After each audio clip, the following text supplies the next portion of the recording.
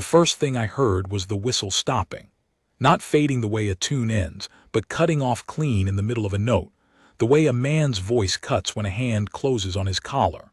I had crossed the forecourt of Meriden Gate 100 times in my life and never once stopped, because a courier with 3 deliveries left before noon does not stop for buskers. But I stopped for the silence, because silence in a place that is never silent is its own kind of alarm. I turned and I saw the boy. He could not have been more than 11, 12 at the most, small in the shoulders, the kind of thin that is not built but spent. He had a tin whistle in one hand and an upturned flat cap on the cobbles in front of him, and the cap had coins in it, not many, a morning's worth, the dull silver and copper of a child who had played for 4 hours and earned what a child earns. A bigger boy, near enough a man, had the boy's wrist in his fist and was bending it back, and with his free hand he was scooping the cap clean. "Those are mine," the boy said. He did not shout it. He said it the way you say a thing you already know will not be believed, and that is the saddest sound I know, sadder than crying, because it is the sound of a child who has learned that being right is not enough. The big one laughed and shook the cap, and the last coin spun out and rang on the stone and rolled, and he put his boot on it before it could decide where to go. I should tell you who I am, so you understand why I did nothing for those first 3 seconds, which I have thought about every day since. My name is Tomas Ardell. I carry parcels for a shipping house, and I am 46 years old, and I have a bad knee and a wife and 2 grown daughters and a deep, animal instinct to not get involved in the trouble of strangers. That instinct has kept me whole my whole life. It is not a thing I am proud of. It is just a thing that is true. So I stood there with my satchel on my shoulder, and I watched a child be robbed in the open, in daylight, 20 paces from the most disciplined man in the kingdom, and I told myself it was not my business. And then I looked at the most disciplined man in the kingdom, and I saw that he was already looking at the boy. You have to understand what that gate is, to understand what that look meant. Meriden Gate is the public face of the old wing, where the household ceremonial sentries stand their 2-hour reliefs in full dress, the red wool tunic, the tall black bearskin, the white gloves, the rifle at the shoulder, the chin strap that bites a line into the jaw by the end of a watch. There is 1 sentry box of pale stone to the left of the iron gate and a second to the right, and a guardsman in each, and the whole purpose of him is to not move, to not see you, to stand inside his stillness like a man standing inside a bell, hearing everything, answering nothing. Tourists climb the low chain and stand beside them for photographs, and the guard does not blink. A drunk shouts in his face on a Saturday night and the guard does not blink. That is the job. The stillness is the job. So when I saw that guardsman's eyes, and they were eyes, not a statue's painted gaze, dark and entirely awake under the brim of the bearskin, when I saw them tracking the boy and the bully across the cobbles the way a hawk tracks a thing in the grass, I felt the hair stand up on my arms. Because a guardsman is not supposed to be looking at you. And this one was looking at exactly one thing in a forecourt full of 200 people, and that thing was a child being robbed. He did not move. I want to be precise about this, because everyone who has heard me tell it since gets this part wrong. He did not stride over. He did not shout. For a long moment he simply stood, rifle at the shoulder, white gloves still, and the only thing that changed in the whole tall length of him was that his head turned a few degrees, no more, to keep the boy in his sight as the bully dragged him toward the mouth of the lane that runs down beside the wall. And that small turn frightened me more than a charge would have. Because I understood, watching it, that I was looking at a man deciding something. A man who was not allowed to decide things. A man whose entire training was the surrender of his own judgment to the protocol of the post, and who was, in front of me, in real time, beginning to take it back. The bully felt none of this. Why would he?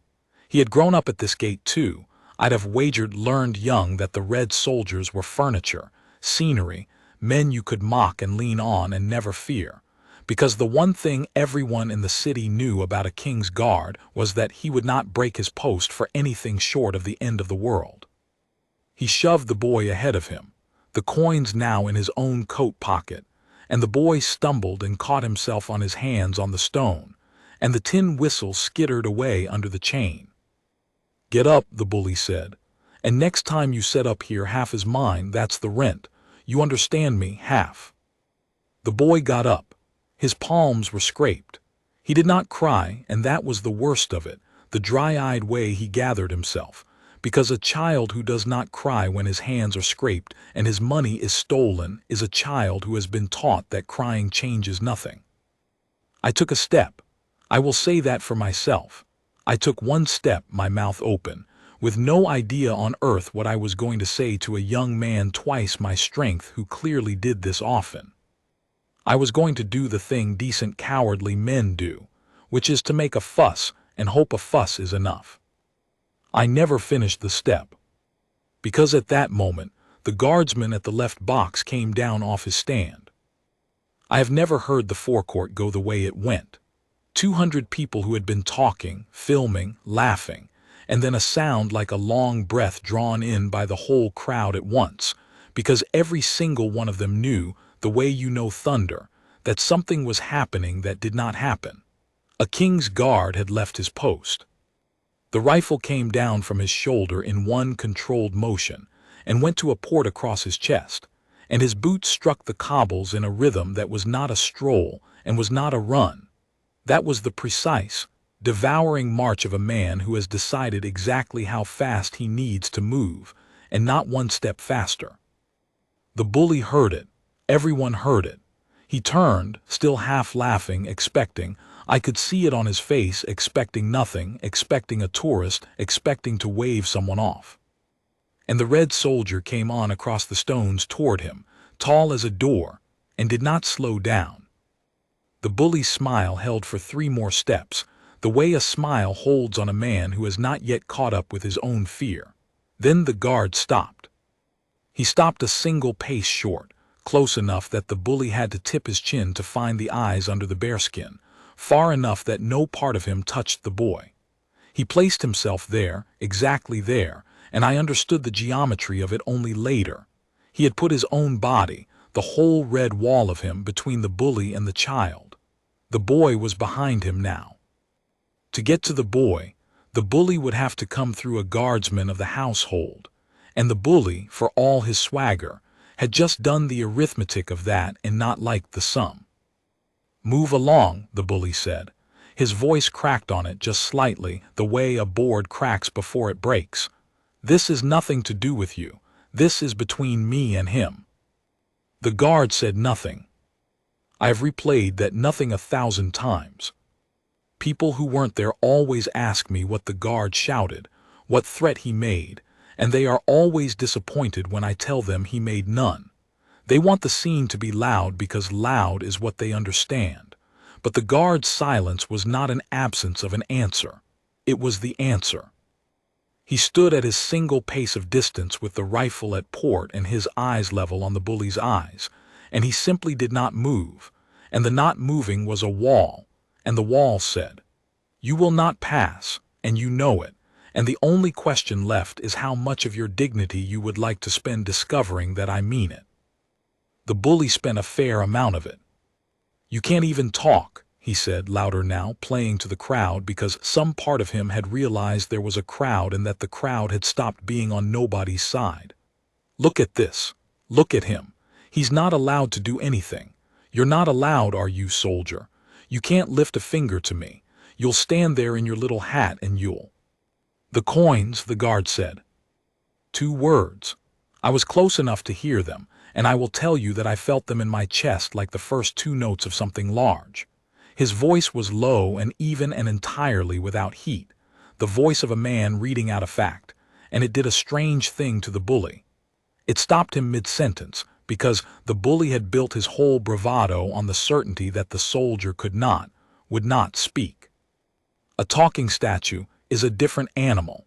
A talking statue has decided you are worth the breaking of a rule that has held for 200 years.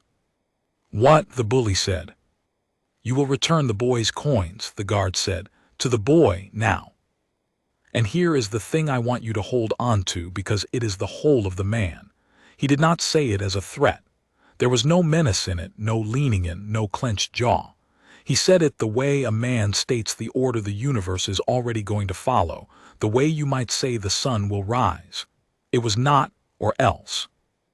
There was no or else in it at all, and the absence of the or else was somehow more terrible than any or else could have been, because it meant the guard had not bothered to imagine a world in which the coins were not returned.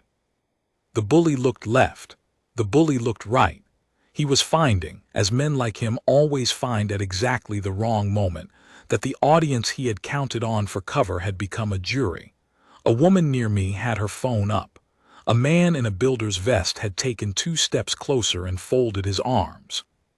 An old fellow with a cane had stopped dead in the middle of the forecourt and was watching with the flat, unsurprised expression of someone who has waited his whole life to see this particular thing happen to this particular sort of person. "It's a few coins," the bully said. He tried to laugh. "It didn't take. It's nothing. It's a joke. Tell him it's a joke," he said to the boy, twisting around. "Go on, tell him." "It's my whole morning," the boy said. It came out of him small and clear from behind the red shoulder of the guard, and it landed in that forecourt like a stone dropped into a well. My whole morning. 4 hours of standing on cold stone with a tin whistle, playing the same 8 tunes until the fingers stopped feeling them, for the dull silver and copper that a child earns, and a bigger boy had decided that was the rent. My whole morning. I have carried parcels for 22 years, and I have never in my life heard 3 words do what those 3 words did to a crowd. The builder unfolded his arms. The old man with the cane took a single step. Somewhere behind me a voice, a woman's, said, quite calmly, "Give the child his money back." And another voice took it up, and for one moment I thought the whole forecourt was going to become something ugly in the other direction. 200 decent people turning into the kind of mob that decent people become. And the guard stopped that too. He did not turn around. He did not raise a hand to the crowd. He simply spoke again to the bully in that same level voice, and the words were not for the bully at all, they were for all of us, and we knew it. "No one here will touch you," the guard said. "You will hand the coins to the boy, and you will walk out of this gate, and no man here will lay a hand on you. You have my word on that. You have my word on that," to the bully. To the thief. The guard had just promised a child robber his safety, in front of a crowd that wanted his hide, and it was the most disciplined thing I had ever seen a man do. Because in 3 sentences he had done what the protocol he had broken was meant to do all along. He had taken the violence out of the moment and kept it out. He had made himself the only force in that forecourt, the only authority, and he had bent that whole authority not toward punishment but toward order. The boy would get his coins. The thief would get his exit. Nobody would get hurt.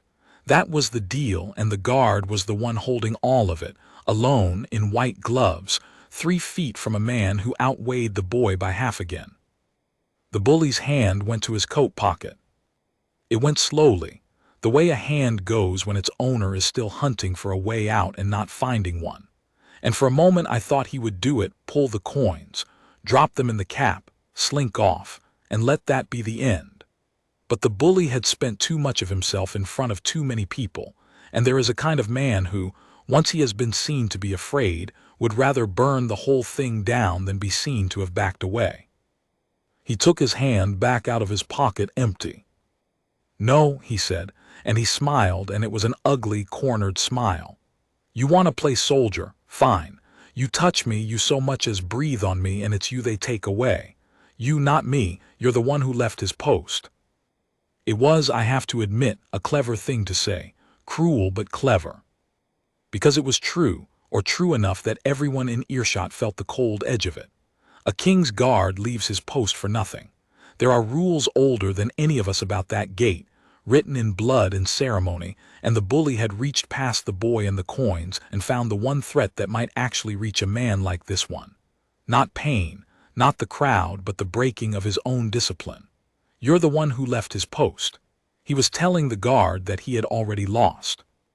That whatever happened next, the guard had spent the unspendable thing, had stepped off the stone, had broken the 200-year stillness for a tin whistle and a flat cap, and that a report would be written, and a man would answer for it, and that man would be the one in the red coat, not the one with the coins in his pocket.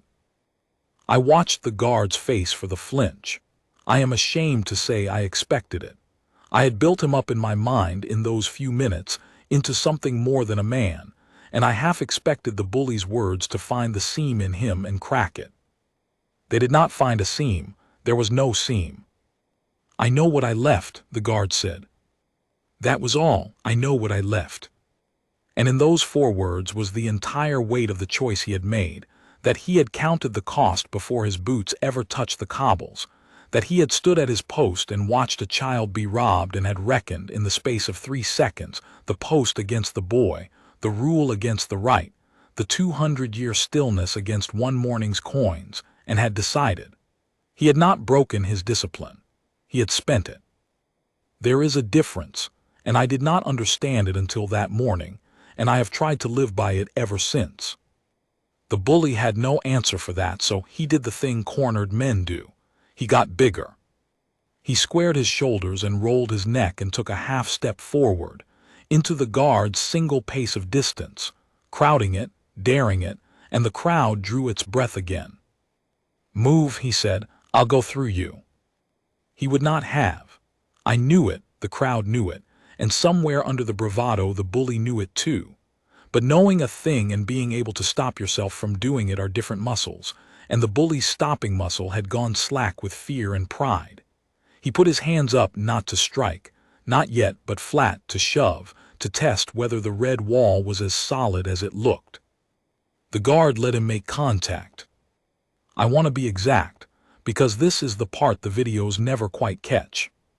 The bully's 2 hands came up and struck the guard's chest, a full shove, the kind that puts an ordinary man on his heels, and the guard did not go back. He did not rock, he did not brace theatrically, he did not push back.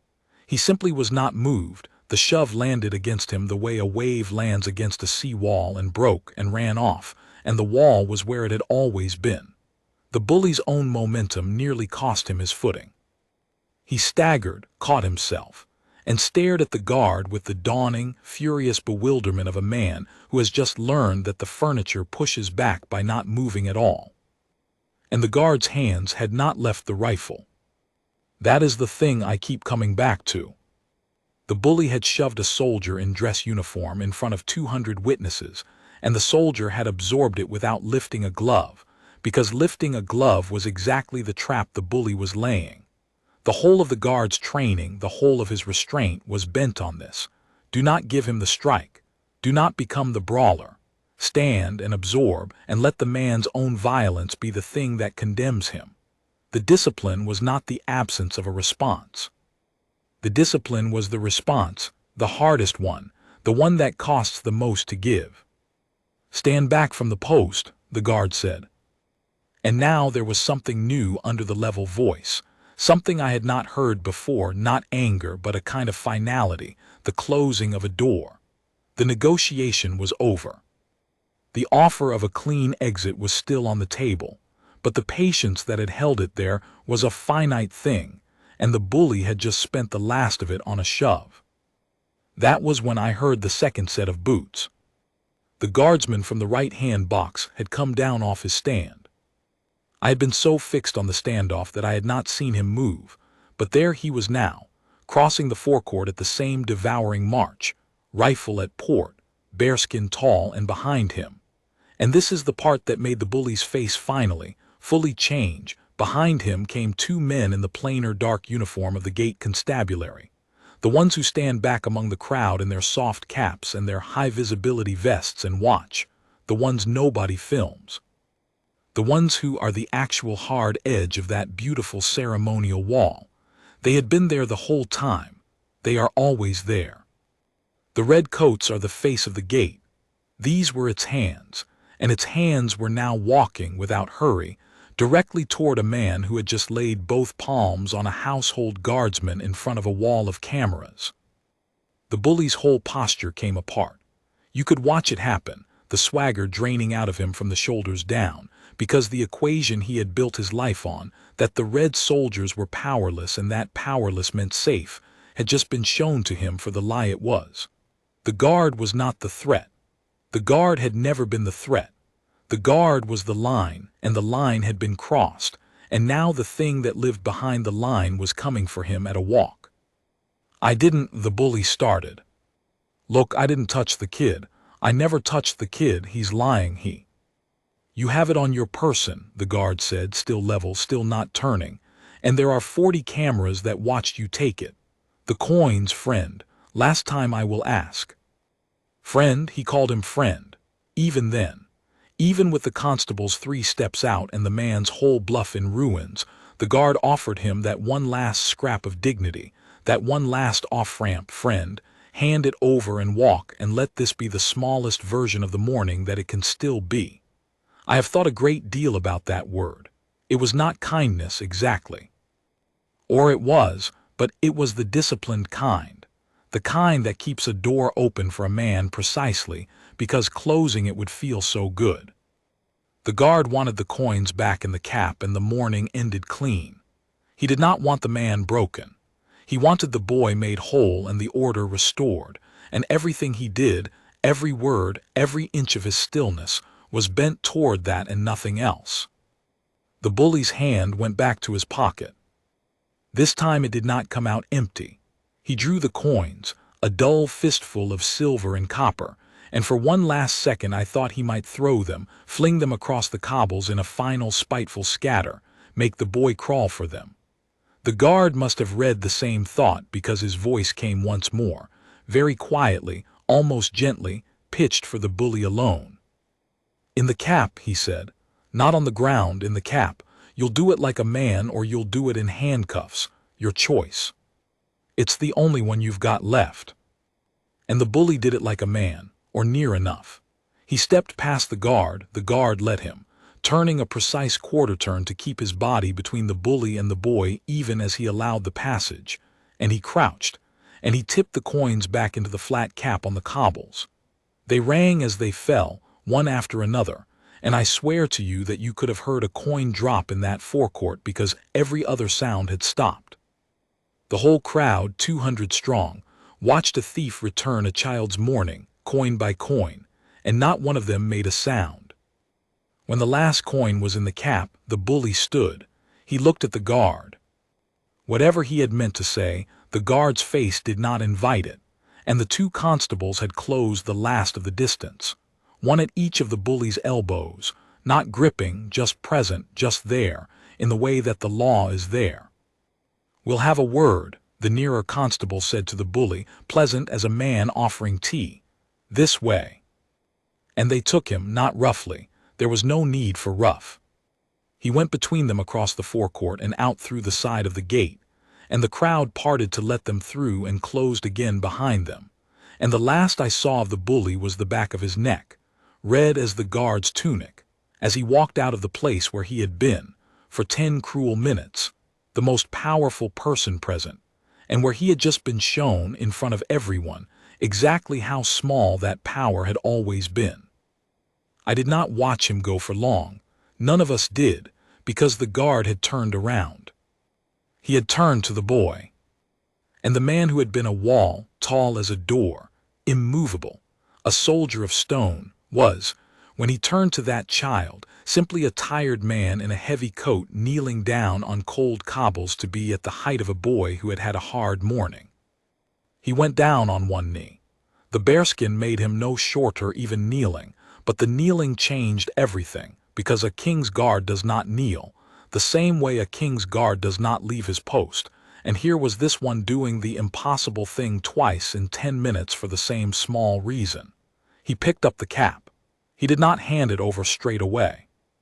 First, with 2 white-gloved fingers, he reached past the boy and retrieved the tin whistle from where it had skittered under the chain, and he turned it over once, checking it for cracks the way you check a child's instrument because you know what it costs and what it means, and finding it whole, he held it out. "Yours, I believe," the guard said. The boy took it. He held the whistle in one hand and looked at the kneeling soldier, and I watched the dry-eyed composure of him, the composure that had frightened me worse than tears, finally and completely fail. He did not sob.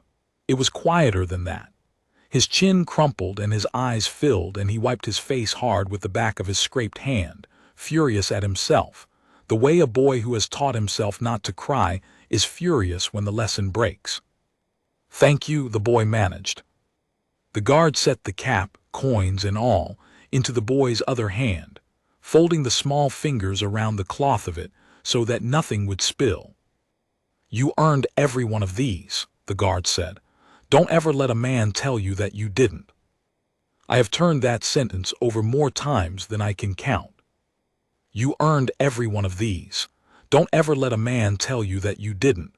It was not about the coins. Or it was about the coins, but it was about more than the coins. It was a man who had spent his whole life inside a discipline of earned things. The post earned, the uniform earned, the stillness earned at a cost no civilian could imagine, telling a boy who had earned his morning the hard way that the morning was his, that it had always been his, that no amount of someone bigger taking it could make it less his. The coins were proof of work. The boy had done the work. The work made the coins his. It is the simplest justice in the world, and I had watched 200 adults stand, and let it be trampled before a soldier knelt on the stone to put it right. "What's your name?" the guard asked. "Pell," the boy said, "just Pell." "Where do you sleep, Pell?" the guard asked, and he asked it the way you ask a thing you already half fear the answer to. The boy's eyes went sideways, the way a child's eyes go when the true answer is one he has learned not to give to grown men in uniforms. "Around," he said. "I do all right. I've got a spot." I saw the guard hear all of it, the around, the spot, the carefully cheerful nothing of it.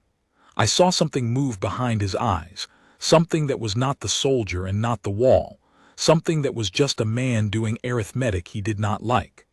And I understood, standing there with my satchel and my 3 deliveries and my cowardice still warm in my chest, that the morning was not over. That the coins back in the cap was not the end of it. That this guardsman, having broken his post for a tin whistle, was not the kind of man who would kneel down, learn that a child slept around, and then simply rise and go back to his stand, and let the boy walk off into the city to be robbed again next Tuesday by the next bigger boy. "You'll wait here a moment," the guard said to Pell.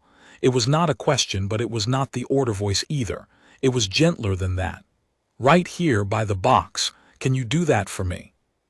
The boy looked at him for a long moment, weighing, the way street children weigh, deciding whether a kindness is a trap. And then, and this undid something in me, he nodded. He trusted him. Of all the grown men in that forecourt, of all of us who had watched and filmed and done nothing, the boy chose to trust the one who had knelt down, and he went and stood by the pale stone of the sentry box with his cap held tight in both hands, and he waited. The guard rose. He turned to the second guardsman, the one who had come down from the right-hand box, and the 2 of them spoke for the space of perhaps 4 sentences, too low for the crowd to hear. Then the second man set off across the forecourt at the brisk, unhurried walk of a man carrying a message that matters, in through the iron gate, and was gone into the building behind the wall. And the first guard, my guard, I had begun to think of him, absurdly, as if I had any claim on him, picked his rifle back up to the port, and walked the few paces back toward his post, and took up his stand beside the boy. Not on his stand, beside it, between the boy and the open forecourt, between the boy and the lane where the bully had dragged him, between the boy and whatever else the city might send. He stood his post and he stood his guard over the child at the same time, and they were, for those few minutes, the same post. I should have left. I had deliveries. Instead, I found a place against the cold iron of the railing, and I stayed because I had a feeling, and I was right, that I had not yet seen the whole of it. The crowd thinned, the way crowds do once the danger has passed and there is nothing left to film. But it did not all leave. A core of us stayed, the builder, the old man with the cane, the woman who had said give the child his money back, a dozen others, and we did the thing I think every one of us had been ashamed not to do sooner. We came forward, one at a time, to the cap. The builder dropped in a folded note. The old man pressed 2 coins into the boy's hand and closed it around them, and said something I couldn't hear that made the boy duck his head. The woman with the phone put in a note too, and then a second one. I came forward last because I am always last, and I put in the whole of the lunch money I carry, which was not much, and I could not look the boy in the eye, because he had been robbed in front of me and I had taken 1 step and stopped, and a soldier had done the rest. But here is the thing about that cap, and I have thought about it more than almost anything else from that morning. The money in it was not the point. We all knew it was not the point. You cannot fix a boy who sleeps around with a forecourt full of folded notes. The notes would be gone in a week, to food or to the next bigger boy, and Pell would be back on the cold stone with his whistle and his 8 tunes and his careful, cheerful nothing. The money was just the sound a crowd makes when it is ashamed and wants to feel less ashamed. The guard knew it too. I could see he knew it. He stood his double post over the boy, and the cap filled up and his face gave away nothing. But I had learned to read the small turns of him by then, and I could see that he was waiting on the thing the second guardsman had gone to fetch, the thing that might actually mean something past the week. It came in the shape of an older man. He came out through the iron gate at an unhurried pace, a man perhaps 60, in the plain dark suit of a household officer. Not a soldier, not a constable, one of the quiet men who run the actual life of the place behind the ceremony. The second guardsman walked at his shoulder and brought him to the boy, and the older man crouched, not so easily as the guard had. His knees were not what they were. You could see him decide to do it anyway, and he talked to Pell. I was close enough now to hear most of it. He asked the boy the same questions the guard had. Name, where he slept, whether he had family. He got the same careful nothing. And then he said a thing I did not expect, a thing that turned the whole morning on its hinge. There's a house, the older man said. Not far. The household keeps it, has for longer than I've been alive. It's for young people who play, who make music, who have got a craft and know where steady to do it. Beds, hot food, a master who teaches. You'd not be the first whistle to come up off these stones and sleep there tonight, and you'd not be the last. He paused, and he said it plainly, no charity voice, no pity, the way you'd offer a job to a man who could do it. We could use a whistle. You're good. I heard you from the gate before all this started. You're good, lad. I watched Pell's face do the thing that street children's faces do when they are handed something they want too much to believe in, the flinch, the suspicion, the hunt for the catch. There is always a catch. That is what the city teaches them. What's it cost? Pell said, flat braced. You play, the older man said. That's the cost. You play and you learn and you let yourself be looked after for a while. That's the whole of it.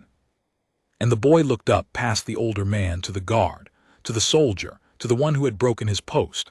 He was asking without a word the only question that mattered to him. Is this real? Is this safe? Is this a trap?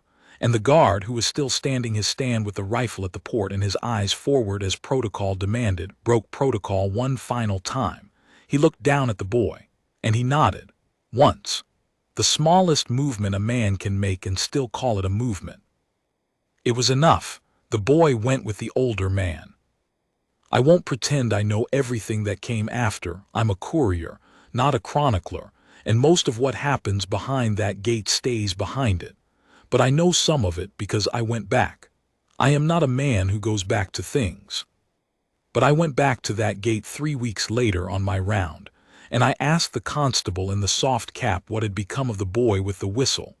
And the constable, who remembered me, told me the boy was at the house and learning, and that the master there said he had an ear like a bell. And the bully, the constable's face went flat and satisfied at the question.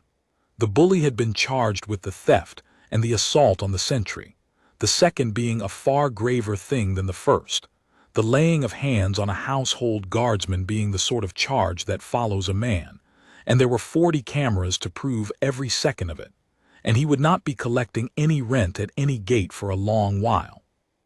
But that is the part of the story I learned later, second-hand, the way you learn the ends of things. The part I saw with my own eyes, the part I will carry to my grave, was the guard going back to his post. Because that is how it ended for him. There was no medal in the forecourt, no officer pinning anything on his chest, no swelling music. The older man took the boy in through the gate, and the crowd finally truly dispersed, and the second guardsman went back to his right-hand box and took up his stand. And my guard, the one who had stepped off the stone, who had walled a thief away from a child, who had absorbed a shove without lifting a glove, who had knelt on cold cobbles to fold a boy's fingers around his earnings, who had nodded once and changed a life. My guard simply stepped back up onto his stand and brought his rifle from the port to the shoulder and set his eyes forward and became once more the still red soldier that 10,000 tourists would photograph that year without ever knowing what he was capable of. He had spent his discipline, and then he had picked it back up, the way you pick up a thing you have set down to do hard work, and he had put it back on, and he stood there inside it as though it had never come off. I stood at the railing and watched him not move, and the not moving did not look like stone to me anymore. It looked like a choice he was making, second by second, the same choice he had made when he stepped down, the choice to hold, the choice to wait, the choice to be the wall until the wall was needed and not 1 second before. I picked up my satchel. I had 2 deliveries left, the third long forfeit, and a story I had not yet learned how to tell. I looked at him one more time before I went. People always ask me when I tell it what the guard's name was, and I have to tell them I never learned it. He did not give it. It was not mine to ask. But I'll tell you what I learned at that gate, the thing I had reached 46 years of age without quite understanding, and it is this. We think the strongest man in any room is the one who can do the most. He isn't. The strongest man is the one who can do anything, and does only the right thing, and then sets it down and goes back to standing still, because he knows the difference between the two, and he has paid in a coin most of us never have to spend to learn it. The boy got his morning back, and the man who gave it to him never moved an inch until it mattered, and then he moved exactly as far as a child needed him to, and not 1 step further.